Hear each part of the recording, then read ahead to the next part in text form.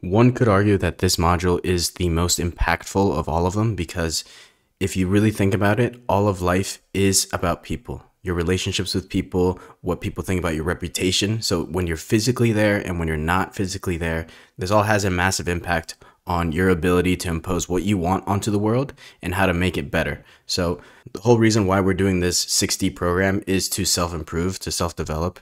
And so if you cannot master your relationship with other people and building your social circle and expanding into other ones, then life is going to get pretty hard. So you can tell a lot about someone's real identity by the company they keep. And a lot of people already know that. People know that you're the average of the 5 people closest to you. But even still, they choose to hang out with people who take away from them, people who don't amplify their lives. And there's a psychoanalysis you could do there about why they do that. Maybe they don't want to grow because growth is painful by nature.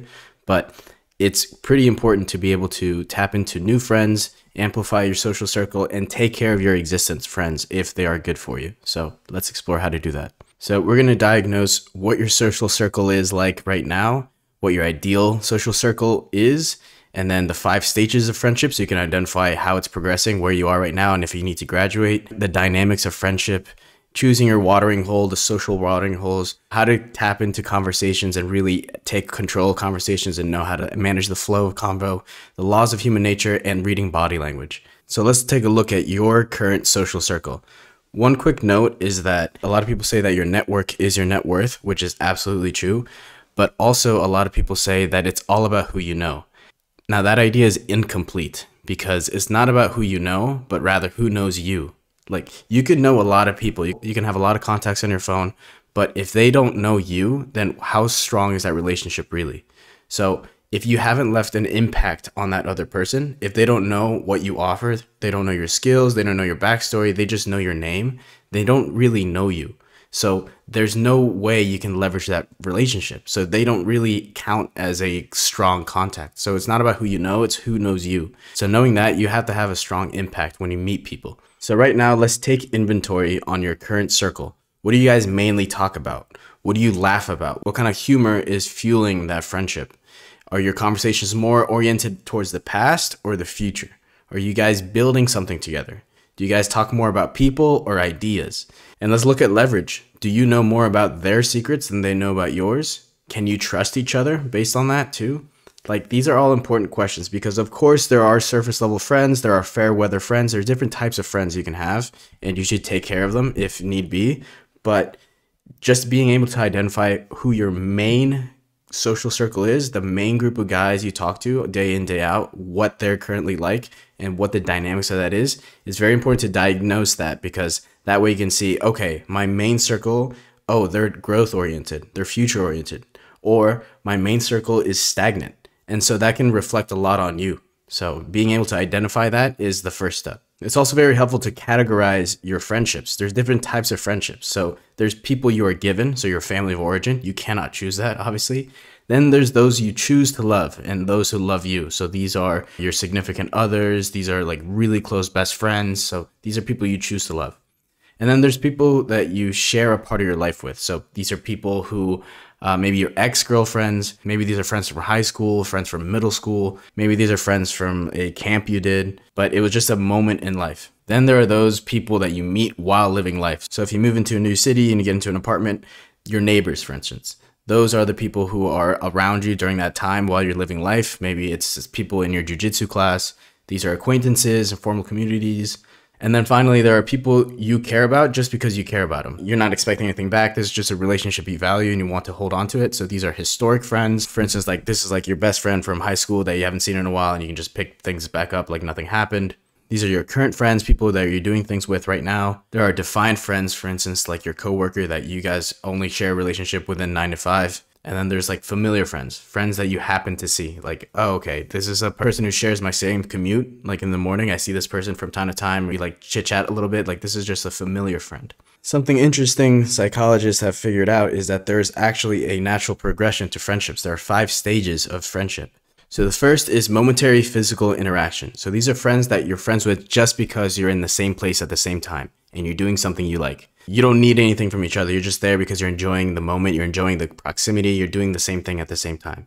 The next stage of friendship is one-way assistance. So it's viewed through a pragmatic lens. Like, I'll be your friend if you do this for me. So as you can see, it's pretty surface level, but at least you're getting favors out of it. Then you have fair weather friends. Now, I would argue most friendships are in this stage. Like, this is a friend who's only friends with you when things are okay. Reciprocity is at the center of this friendship. For instance, if you were to run into some trouble and you needed them to cover you in some way, it's highly likely that they would not do that. So these are fair weather friends.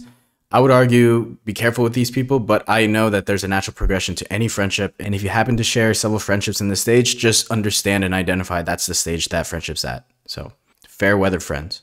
Graduating from that, you have intimate and mutual sharing. So a friend here is someone that you can tell things and you wouldn't tell anyone else those things. It's no longer about keeping score. You guys do nice things for each other because you genuinely care about each other. And that's why I asked earlier if you know each other's secrets, because you're giving them leverage, but you're taking some back. And it's actually at this stage where friendships start to get deeper. And I would argue that a lot of friendships should not graduate to this stage unnecessarily. I know a lot of people who overshare, and we're going to get into the 48 laws of power in the next module, but it is not ideal to do that. It's not emotionally intelligent to do that, actually. But I have a very small circle of close friends who've made it to this level, and I understand that it's because I actually gave a piece of myself to them and they gave a piece of themselves to me. Like, I know things that could get them in prison, for instance, and likewise. And it's not just bad things. Like, I know really good things, like heartbreaking things, like things that like have actually, like real life, right?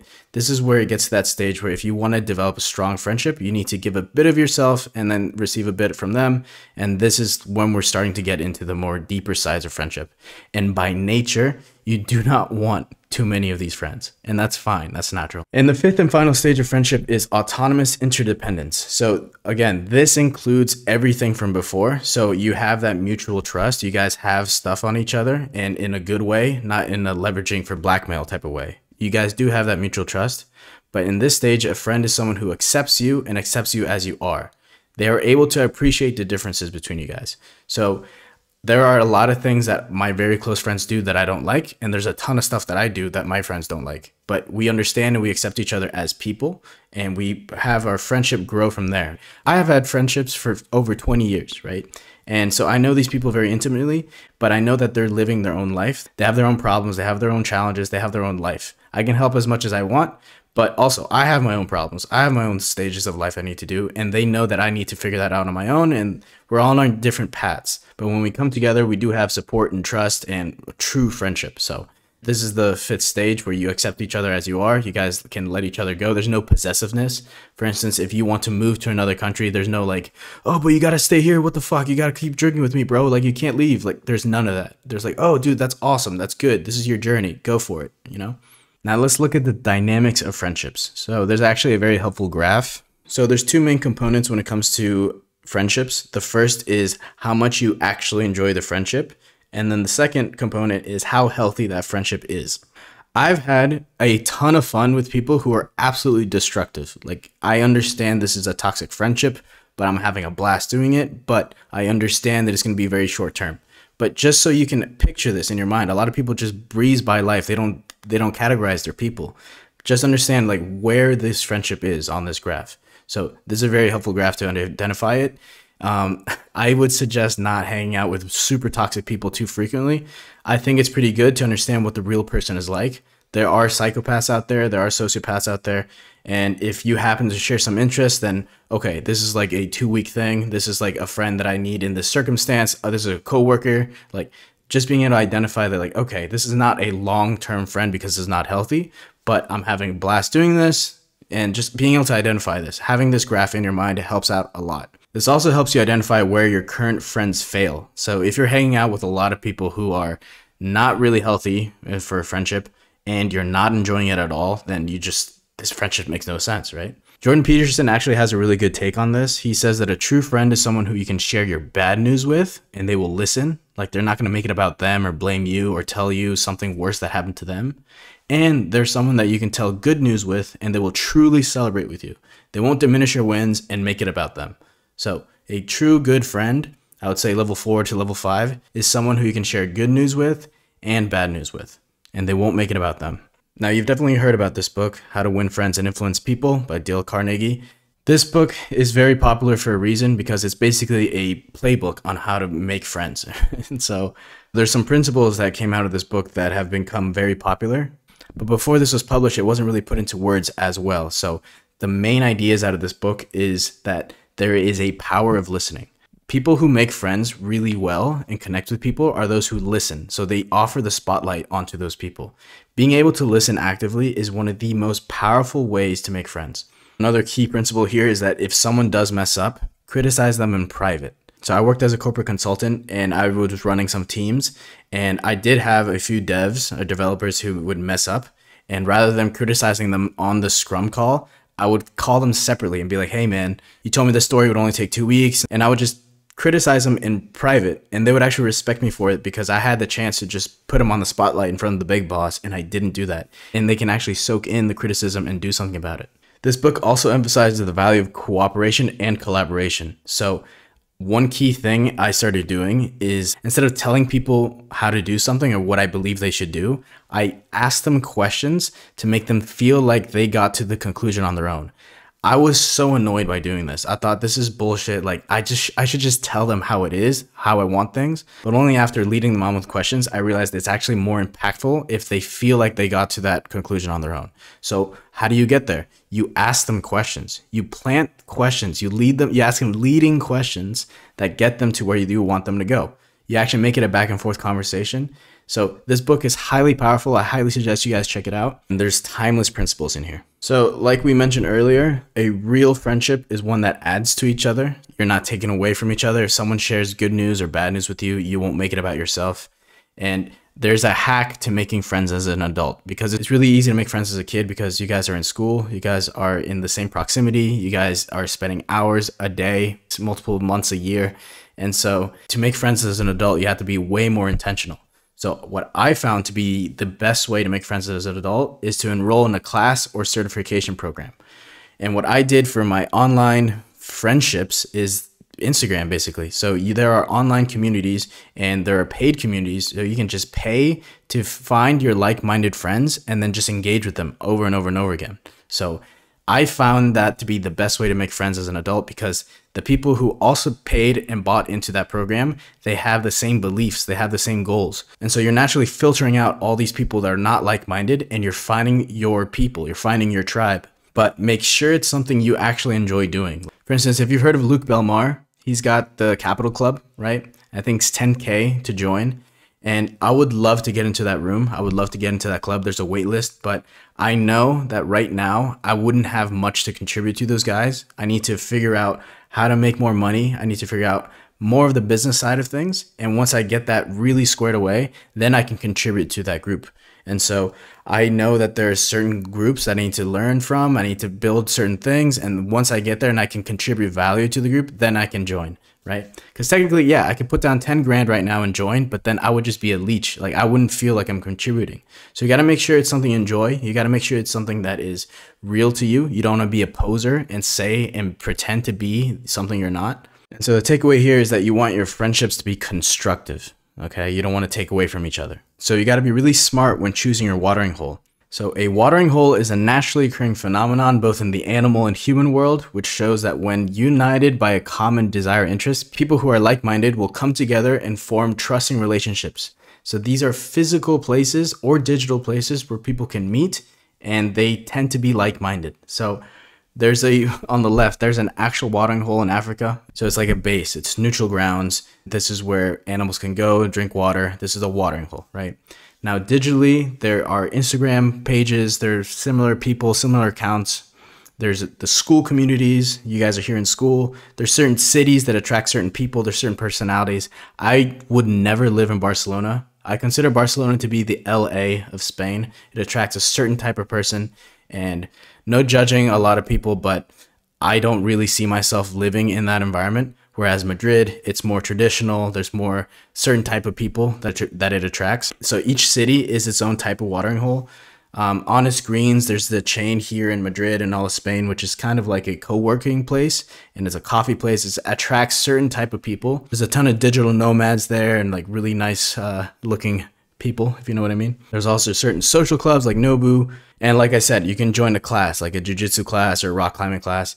These are social watering holes and it attracts certain people. So rather than trying to create your own traffic, tap into existent traffic. There's already these people who are congregating together. So just tap into those and it's going to accelerate your friendship building process. So charisma is not just for getting girls. It's actually for building lasting friendships. So let's talk about true charm.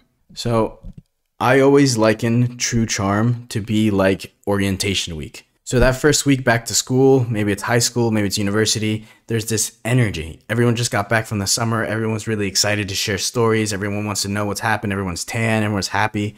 You get the same type of orientation week energy in hostels. Like when you get into a hostel, people are all there to travel. This is probably their first time in that city. There's a high energy there and people are excited. In this environment, it's really easy to make friends. So what I do to make friends is that I maintain this O-week energy every single time I meet people. So how do I do that? I talk to people as though I'm already friends with them.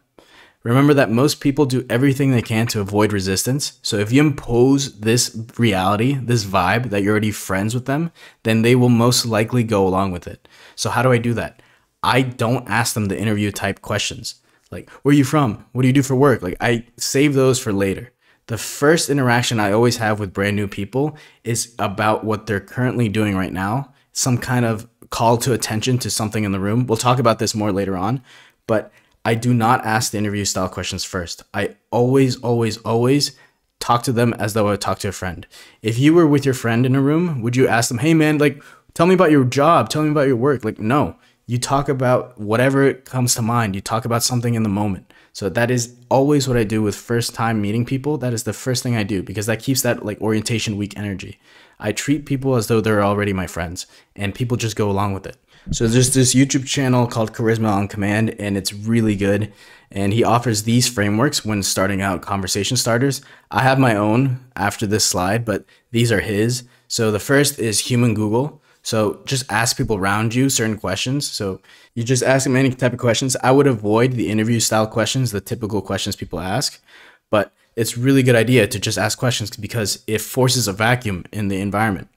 You can't just ask a question and people not answer it. That's kind of rude. It's uncomfortable. So people will answer your questions and you kind of force them into a dialogue. Just start asking questions. So the second framework is the human Twitter, where you just make statements. So you just throw out some statements. For instance, you could be at a hostel in Lisbon, for instance, and you'd be like, hey, I heard the streets here are very slippery. Just throw stuff out there so people can attach themselves to it if they want to. So just start shitposting, basically. That's human Twitter. Now, two good things to keep in mind when you're talking to people in general is that you want to drive the conversation about how they feel. So say someone's talking about fishing, right? One of their hobbies, they like to fish. So you just ask them, do you ever get bored standing there for hours? Like just reorient the conversation towards how they feel because people can expand on their feelings and they feel heard. One easy way to do that is to just talk about their likes and dislikes. People love that. And then this last one, if you're in a brand new crowd of people, you don't know anybody, just say, hey, I don't think I met you yet. I'm Mateo, right? People always say, yeah, my name is whatever. It's like, if you don't know what to say to break into people, I try to avoid this because I like to do the friendship thing, but this is a really good one. You just say, hey, I don't think I met you yet and say your name because people are starving to get pulled into conversation. So if you're the guy who initiates conversations, you're gonna make things a lot easier for you and people are actually gonna be attracted to you, like magnetically attracted to, oh, this is the guy who gets shit started. Very key to remember, always shift the attention towards them. People don't remember what you say. Like most of the time people forget what you said, but they do remember how you made them feel. For instance, a lot of you guys follow me on Instagram. I post some wild shit on my stories from time to time, right? Because I want an air of unpredictability. I want some humor in there. I want people to feel like this is a guy who does what he wants and says what he wants. So over time, people forget exactly what my story said, but they remember how it made them feel. And that translates into my brand. So people know, okay, this is a kid who does what he wants. So when you're talking to people, you want to shift the attention towards them, make them feel heard, make them feel understood, and they're going to remember that because that, believe it or not, it's actually really rare for people to just shut up and listen. All right, so now this is my favorite. These are the icebreakers I've come up with that I love to use because again, I treat people like they're my friends already. And I found certain ways to do that, to break conversation and keep the conversation flowing that have been absolutely helpful everywhere around the world. So here they are. So the first is the elephant in the room format. So if a waiter just like crashed all these champagne glasses, or if there's a furry sitting in the corner of the room, like if there's something strange, call attention to that obvious strange thing, because that is the easiest way to break into conversation. Call attention to the elephant in the room. I would say the overwhelming majority of the times I've broken conversations with strangers has been doing this format. So call attention to the elephant in the room. So for instance, there's like a group of girls and one's wearing a hat, has a bunch of balloons, and it says birthday girl and like fluorescent lights. Like just play the idiot and go up to the group and be like, oh, is it your birthday? Like just call attention to the elephant in the room. It makes it really easy. People laugh. It's really easy to connect with because it's just so glaringly obvious. So the next framework I use with brand new people is what I call the accomplice framework. I mentioned this in the previous module, but it's basically inviting strangers to be your partner in crime. So for instance, at weddings, I like to get people involved and help me swipe a bottle of wine, a bottle of champagne, and it just makes it fun. And it's nothing bad because it's already been paid for. Like it's part of that all-inclusive open bar at wedding. So I'll just be like, hey, let's sneak this bottle, right? And it brings people into you. And so you're inviting people to do something quote unquote bad with you, but it makes it fun. You feel like a kid again. Also, when I'm at a resort or a hotel and there's a beach nearby, I always tell people, hey, have you guys ever been swimming in black water? And we just go to the beach, right? So that is something that's like, it gives an air of like, oh shit, we're doing something we shouldn't. It's fun, right? At a serious event, for instance, I always like to crack some kind of insane comment, like something you shouldn't say. I just say it and people are like, holy shit, I shouldn't be laughing at this, haha. But you like kind of force them to be your accomplice in that moment. And you know what? The odds of you having the same viewpoints and the same experience as someone else are pretty high. So just be honest.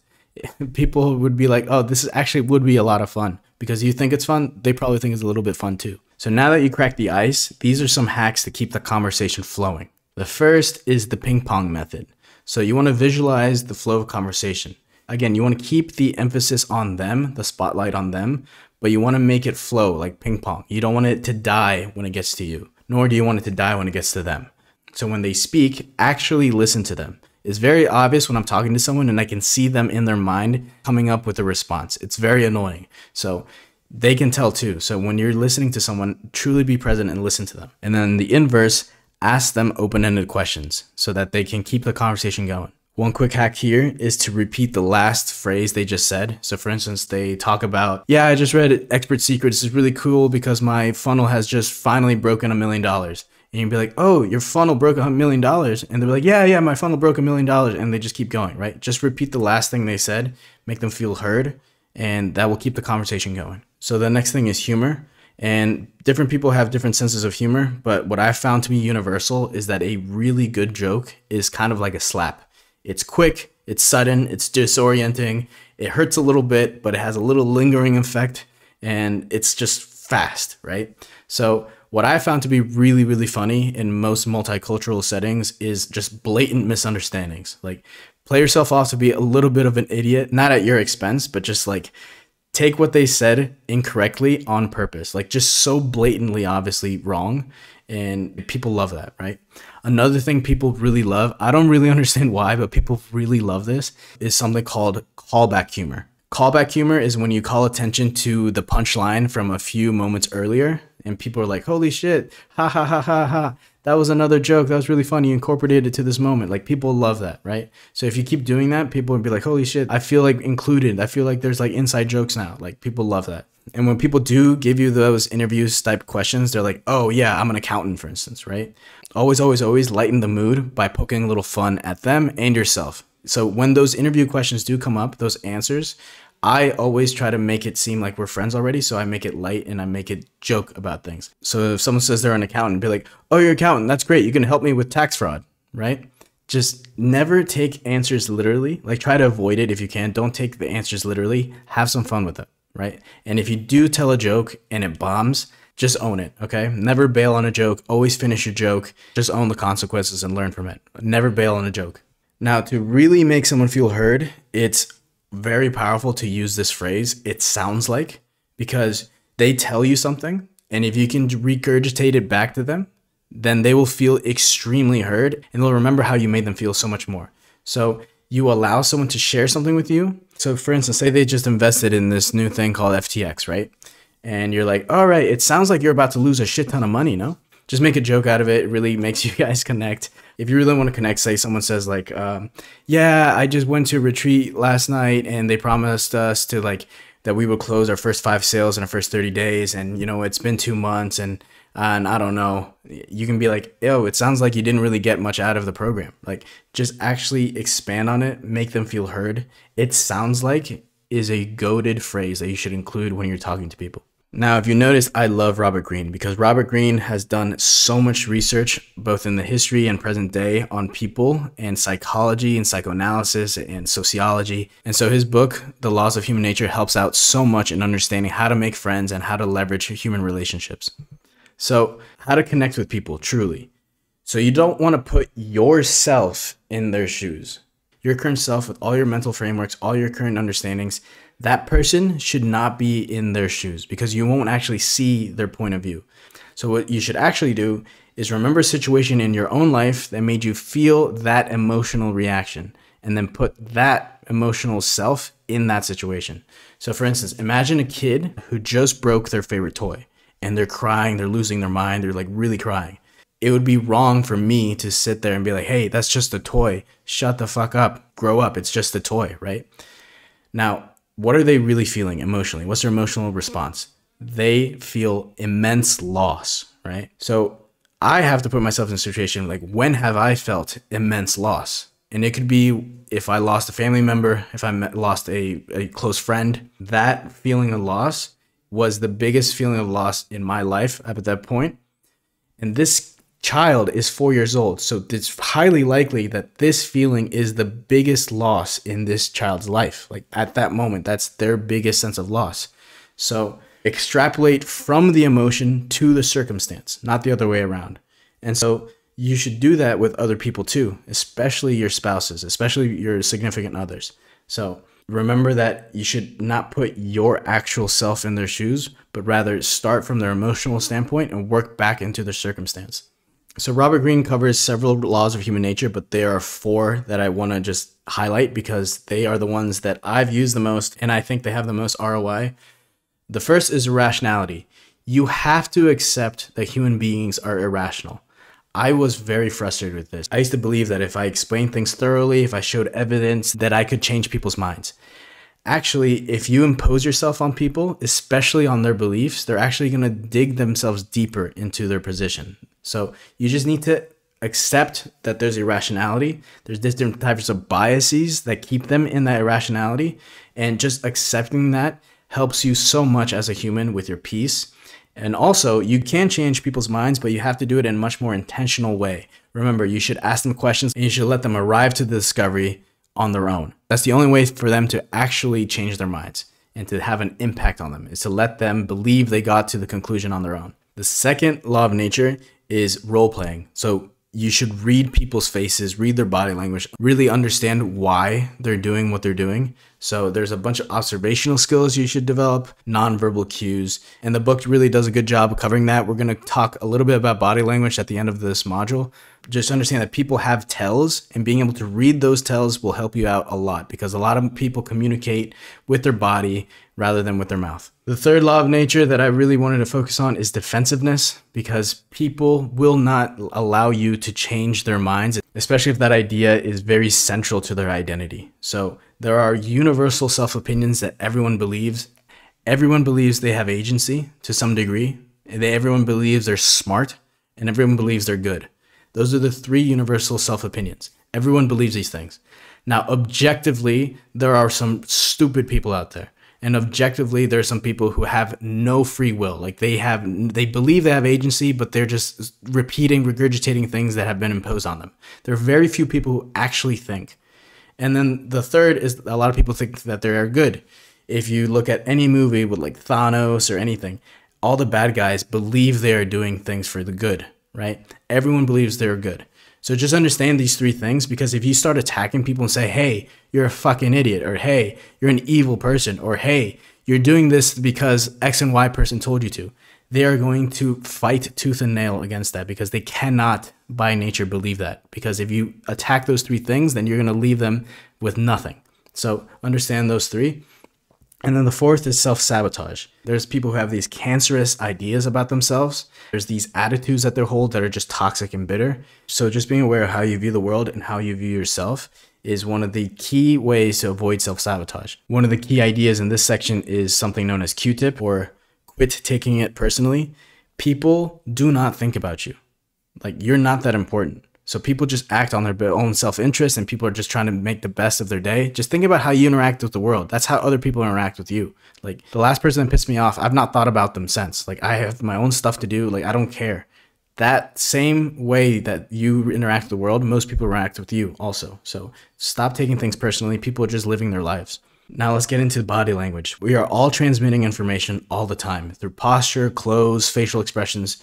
We need to understand these body language expressions to better understand and leverage those moments. So self-soothing behaviors. So usually when you get someone a bit nervous and you notice them doing this, that means that you got them nervous. It doesn't necessarily mean that they're lying, but there is some underlying reason that got them uncomfortable. So it could be something you're saying. It could be something that you're about to say. The common one is crossing your arms in front of your vitals like this. Some people immediately hold something in their hands, like a cup. So at a party, like for instance, I have not been drinking alcohol this entire year, 2023. And at first, when I would go out for a friend's birthday or something, I would look like a serial killer because I had nothing in my hands. Then I realized I put a lot of people at ease by just holding something in my hand. Like, people just feel more comfortable that way. The other way, in the bottom right, you see someone closed off, closing their hands, really centered like that. The opposite of that, someone who's really confident, they have their chest open, they have their legs open. So being able to identify whether someone's comfortable in the moment or not is really important to seeing how your language is impacting them. Another really important area of body language is when people show displeasure. So when it's crossed from self-soothing and they're just like, all right, I don't like what's happening right now, then they do this. They hide their lips, they tilt their head back, they cover their vitals. They also avoid eye contact and scrunch their nose. Like, these are signs that they are displeased. They don't like what's going on right now. So if you approach someone in a group and you start laying down your jokes and they start doing this, just be like, all right, guys, peace, just get out of there. Like, if you can see that there's displeasure, then you can just remove yourself from the situation. Now, making friends is important. So there's actually some exercises you can do to start building rapport with people. And I love these exercises, so let's get into it. First, you have to identify that there's different types of strangers. In your day-to-day life, you might have routine strangers. So this is the same one or two baristas that you get your coffee from. This could be the cashier at your most common stores that you always go, or this could be your neighbors, right? Instead of identifying them as the barista or the cashier, make them yours. Like, these are my baristas. And so that psychologically brings you closer to them. And so you should start opening conversations with them as though they were your barista, your cashier. Not in a possessive way, but in a familiar way. Like, this is my dog, this is my person. So those are routine strangers. Then there are absolute strangers. This is the waiter at the one restaurant you're going to go like once a year. This is the guy standing next to you at a stoplight. This is the old lady in front of you in line. These are absolute strangers, like people who you will not see again. And then there are digital strangers, people that you just come across online. Maybe it's a public figure, maybe someone you want to be close with, maybe it's someone that's similar to you. These are just digital strangers, right? So what I would like you guys to do is to just break the ice with all these people using those icebreakers I had mentioned earlier. These are all different types of strangers. And the first step is breaking them down and identifying what type of stranger they are. Because when you do that, you can start looking at the world as like, all right, these are not just a sea of strangers. What type of strangers are they? And that really helps like bring them closer to you. Now there's people watching exercises you can do that really shows you how to read body language, how to like see certain things that most people just don't observe. So one thing that I love to do is just look at a group of people and identifying who's crushing on who, right? Oh, she keeps touching her hair every time he talks. Her feet are pointing towards him. Like, she's really into this guy. The other thing I like to observe are power dynamics. Like, who's sitting at the head of the table, who has their chest out open, who has their shoulders back, who's everyone listening to? Okay, that's the leader, right? So there's certain things you can observe in people by people watching. So that's a really good skill to develop. Now there's also two games that you can play with people. So when you go out as a group with friends, there's something that I love to play called horse. So basically you guys pick one person and you go up to that one person and you ask them the exact same question. And the person who refuses to do that loses. So it could be a group of 5 of you guys, and you find some dude standing on the corner there, and you go up to him and be like, "Hey, do you know where the Pilates class is?" And they'd be like, "What the fuck? I don't know." A few minutes later, your other buddy goes up, "Hey man, do you know where the Pilates class is?" And be like, "What the fuck?" And then after like the third or fourth one, they get a bit annoyed, but it's really good to break the ice. It's horse, and whoever gets to spell out horse loses, right?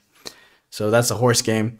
The other game that's a bit lighter but a lot of fun is like the Where's Waldo. So you guys, when you're sitting out there like eating or something in some outdoor place, you guys say, "All right, whoever can find a girl in a red dress first wins," or "Whoever can find a guy in a wife beater wins." You're like, and you guys actively try to look for these people. So these are just some fun games to do while people watching. All right, so now let's get into your coursework. So you're gonna identify 3 social watering holes, 2 physical ones and 1 digital one. So these could be online communities, these could be like a local gym, like some kind of course that you're interested in. Find 2 physical watering holes and 1 digital watering hole. Then you're going to identify your main social group. You're going to self-diagnose what stage of friendship that main social circle you're in is in. Identify which level they're in. Maybe they're level 1, level 2, It's really important to be honest and see where your friendship is at, because understand that these bottom 2, this is when you start opening trust, and that's where friendships start really blossoming. It's important to understand that all friendships go through this graduation. Some of them stop short of level 3, level 4, but understand that your main circle is what makes you you. And so just understand what level that main social circle is in is very key. Then you're going to try one of these conversation starters with your next conversation. Try to do the elephant in the room, like call attention to the elephant in the room, or use the accomplice framework. I want to make this optional, but you guys, when you go out, try to play the horse game. So the horse game, remember, you guys choose a target and you just go up to them and you say the same thing over and over. So this is your coursework for this module, and I really urge you guys to focus on friendships as a place for giving rather than taking, and you're going to see that your life is going to just open up because everything's about people. And if you can manage your social interactions, your social building, then life just gets so much easier. So see you guys in the next one. Peace.